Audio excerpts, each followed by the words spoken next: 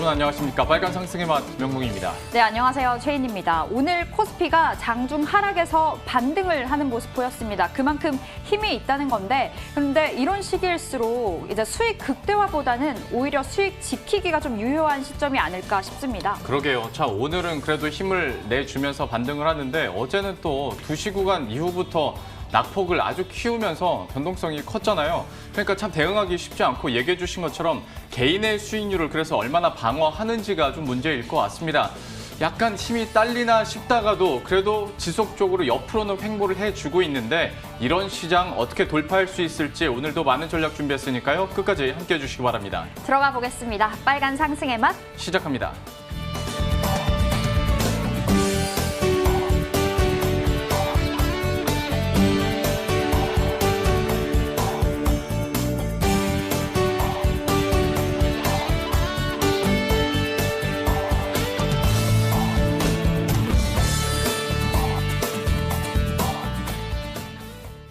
네, 2시 5분을 지나고 있습니다. 이 시각 현재 시장 흐름 체크해 볼게요. 현재 코스피가 0.96%의 상승세 보여주고 있습니다.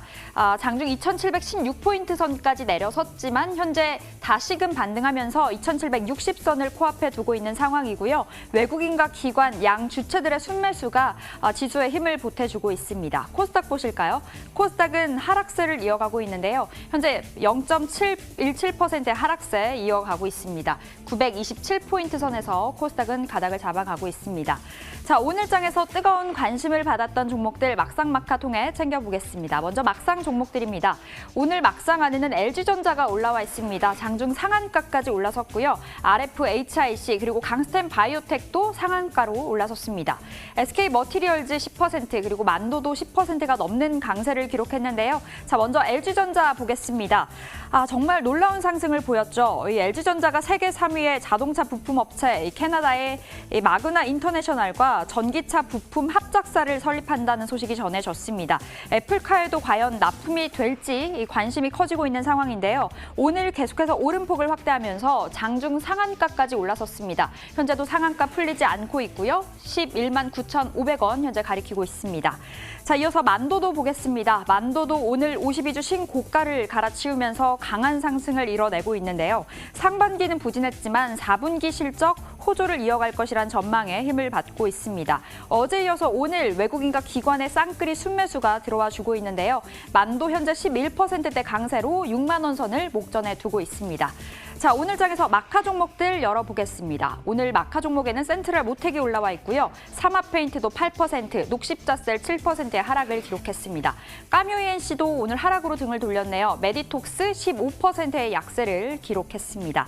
자, 먼저 센트럴 모텍 보겠습니다. 어제도 낙폭이 깊었었죠. 오늘도 추가적인 하락을 이어가고 있는데요. 테슬라의 부품을 공급하고 있는 센트럴 모텍, 테슬라가 S&P 500에 편입이 되면서 이 재료가 소멸되면서 주가도 급락을 이어가고 있는 겁니다. 오늘도 차익 실현 매물 출회되고요. 현재 11%의 약세 26,000원 선에서 거래 이어가고 있습니다. 자, 이어서 메디톡스 보겠습니다. 오늘 주가 급락인데요. 식약처가 메디톡스의 이노톡스주 허가 취소를 내렸습니다. 오늘 악재가 반영이 되면서 주가 현재 10% 가까운 하락을 이어가고 있습니다. 그래도 낙폭을 어느 정도 좀 줄여가는 흐름 보여주고 있고요. 17만 원 선에서 현재 거래 이어가고 있습니다.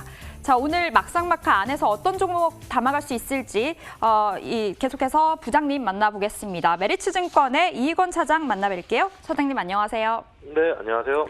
네, 차장님 먼저 막상의 만도부터 보겠습니다. 상반기엔 힘들었는데 3분기, 4분기 정말 좋다. 3분기엔 좋았잖아요.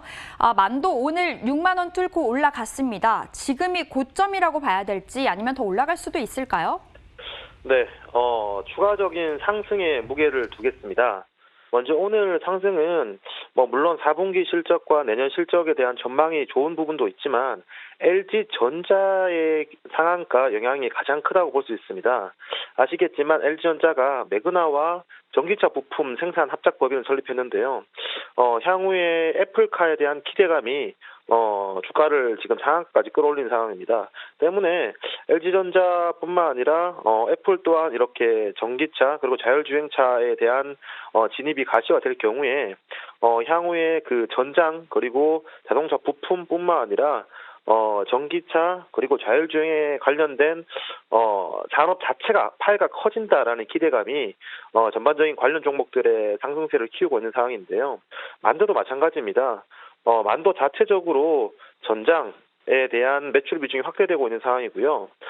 이런 그 테마 또는 기대감이 단순 테마나 기대감에 그치는 것이 아니라 향후에 실적이 나올 때까지 시간이 걸릴 텐데 그동안 만약 본업의 실적이 안 좋아지는 거라면 추가적인 상승이 굉장히 제한되겠지만 이런 그 전장 부품에 대한 그리고 애플카에 대한 기대감이 있기 이전에 동사가 본업 턴어라운드 자체가 진행 중이기 때문에 본업 자체도 올해를 기점으로 내년에 증가가 되고 가장 동사 주가의 발목을 잡았던 중국 법인 자체도 고조정 이후에 실적이 올라오는 시기에 코로나 이후의 경기 회복, 실적 성장과 함께 올라오는 상황에서 이런 LG전자, 애플카와 같은 기대감은 플러스 알파 요인이 되기 때문에 충분히 실적적인 면에서 이미 바닥을 지났고 그리고 향후에 멀티플 상승이 예상이 된다라고 결론 짓겠습니다. 네, LG전자와 함께 질주해주고 있는 만도 올라갈 만도하다라는 이야기 매수 가능하다고 하시네요. 자, 마카 종목 메디톡스 챙겨보겠습니다. 정말 메디톡스 보유하고 있는 분들 참 암울할 것 같은데요. 악재가 전해졌습니다. 식약처에서 이노톡스주 허가를 취소했다는 소식이 들려오면서 급락세인데요. 메디톡스 보유자들 어떻게 해봐야 될까요? 네. 메디톡스의 일봉 차트를 6개월 내지 1년 정도 길게 놓고 펼쳐보시면, 악재가 나왔을 때 개파락을 하죠. 근데 개파락을 한 이후에 추가적인 하락보다는 그 개파락을 했을 악재가 노출되었을 때가 매수 기회였고요. 반대로, 이런 호재성 뉴스가 나와서 주가가 갭 상승을 했을 때, 그때는 주가가 양봉을 그리기보다는 음봉을 그린 경우가 많았습니다. 최근 6개월 동안 갭 하락했을 때는 양봉, 그리고 갭 상승을 했을 때는 음봉, 이런 패턴이 계속 이어졌는데요. 마찬가지로 지금 메디톡스는 워낙 변동성이 크고 이런 본업에 대한 자연적인 흐름이 아니라 정치적인 이슈와 이런 뉴스 플로어에 대해서 변동성이 큰 상황이기 때문에 악재 사고 호재에 팔아야 되는 그런 그 박스권 매매가 유효한데요. 만약 동사가 이 해외에 판매하는 이런 그 메디톡신 그리고 이노톡스 그리고 코어톡스 이런 제품이 모조리 다 허가가 취소되고 그리고 필러 또한 해외 판매가 불투명하게 될 경우에는 박스권 하단을 이탈할 가능성이 많습니다. 하지만 국내에 제한된 이슈라고 생각되고 있고요. 향후에 차세대 톡신 제품이나 필러 같은 경우에는 충분히 해외 매출액은 올해를 바닥으로 늘어날 것으로 보고 있습니다. 그리고 만약 중국 판매에 대해서 블랙마켓이 아니라 정규 시장에 대해서 이 성장 실적 상승이 커질 경우에 점점 이 악재가 악재로서의 영향이 줄어들 것이라 보여지는데요. 마찬가지로 메디톡스 같은 경우에는 정말 좋을 때 사기보다는 이 하단 같은 경우에는 해외성 매출이 있기 때문에 하단에 받쳐주기 때문에 이런 악재가 나왔을 때 오히려 추가적인 매수 또는 홀딩하는 것이 유효해 보인다라고 생각됩니다. 네, 메디톡스 악재 사고 호재 팔아야 된다라는 이야기 주셨습니다. 지금이 기회라고 하시네요. 메디톡스 보유자들은 홀딩을 해보도록 하겠습니다. 자, 관심주가 있습니다. 이 변동성이 커진 시점에서 차장님의 관심주 어떤 종목이 있을 수 있을까요? 네, ISC입니다. 동사는 반도체 후공정 테스트 소켓에 있어서 글로벌 1위 업체인데요. 이 테스트 소켓 같은 경우에 반도체를 다 만들고 나서 이 반도체가 그 양품인지 불량품인지에 대해서 판단을 하는 소모성인 부품입니다. 여기서 중요한 게 기존의 테스트 소켓 같은 경우에는 포고 타입이었습니다. 이 포고 타입이라는 게 얇은 이 바늘 4개의 바늘을 통해서 반도체와 그 접촉을 시킨 뒤에 이 반도체가 양품인지 아닌지에 대해서 신호를 확인했는데요. 반도체가 점점 미세화되고 선폭이 가늘어지게 되면서 이 얇은 포고로 찌르다 보니 이 반도체에 손상이 가거나 또는 이 테스트에 대해서 정확도가 떨어지는 그런 현상이 발생됐습니다. 그에 따라서 동사 같은 경우에는 실리콘 타입으로 웨이퍼와 동일한 실리콘 타입으로 이 테스트 소켓을 만들었는데 이러한 부분이 P와 Q가 동시에 늘어나고 있습니다. 기존에 삼성전자 내에서 MS가 50% 정도 차지하고 있었는데 이번에는 삼성전자뿐만 아니라 TSMC까지도 고객사를 확보했습니다. 그렇기 때문에 향후에 그 메모리 매출 비중도 확대되고 이 메모리 매출에 대한 이 절대적인 양도 늘어나고 비중으로 봤을 때는 비메모리 매출 비중이 확대될 가능성이 굉장히 많이 있습니다. 그렇기 때문에 최근에 TSMC가 내년에 그 단가를 인상하는 등 비메모리에 대한 기대감, 파운드리에 대한 기대가 많아지기 때문에 단연 동사 같은 경우에도 내년에 그 파운드리 향, TSMC 향 비메모리 매출은 늘어날 수밖에 없고요.